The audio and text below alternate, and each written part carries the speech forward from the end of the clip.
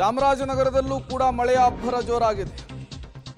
ಅಮಚ್ಚವಾಡಿ, ಅರಕಲವಾಡಿ ಆ ಕಡೆಗಳಲ್ಲೂ ಕೂಡ ಮಳೆ ಆಗಿರುವಂತಹದ್ದು. ಸಿಡಿಲಿಗೆ ಜಾನುವಾರು ಬಲಿಯಾಗಿರುವಂತಹ ಘಟನೆ ಚಾಮರಾಜನಗರದಲ್ಲಿ ಆಗಿರುವಂತಹದ್ದು. ಗುಡುಗು, ಸಿಡಿಲು ಸಹಿತ ಧಾರಾಕಾರ ಮಳೆ ರಾಜ್ಯದ ಹಲವು ಕಡೆಗಳಲ್ಲಾಗ್ತಾ ಇದೆ. ಈ ಬೇಸಿಗೆಗಾಲ ಆಗಿರೋ ಹಿನ್ನೆಲೆಯಲ್ಲಿ ಜಾನುವಾರುಗಳನ್ನು, ಮೇಕೆಗಳನ್ನು ಹೊರಗೆ ಕಟ್ತಾರೆ ಶೆಕೆ ಆಗುತ್ತೆ ಅನ್ನುವಂತಹ ಕಾರಣಕ್ಕೆ.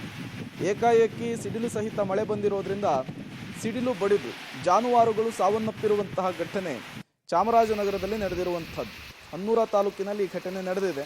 ಸೆಕೆ ಅಂತೇಳಿ ಮರದ ಕೆಳಗೆ ಮೇಕೆಗಳನ್ನು ಕಟ್ಟಲಾಗಿತ್ತು. ಈ ಸಂದರ್ಭದಲ್ಲಿ ಸಿಡಿಲು ಬಡಿದು ಮೇಕೆಗಳು ಸಾವನ್ನಪ್ಪಿರುವಂತಹ ಘಟನೆ ನಡೆದಿರುವಂಥದ್ದು.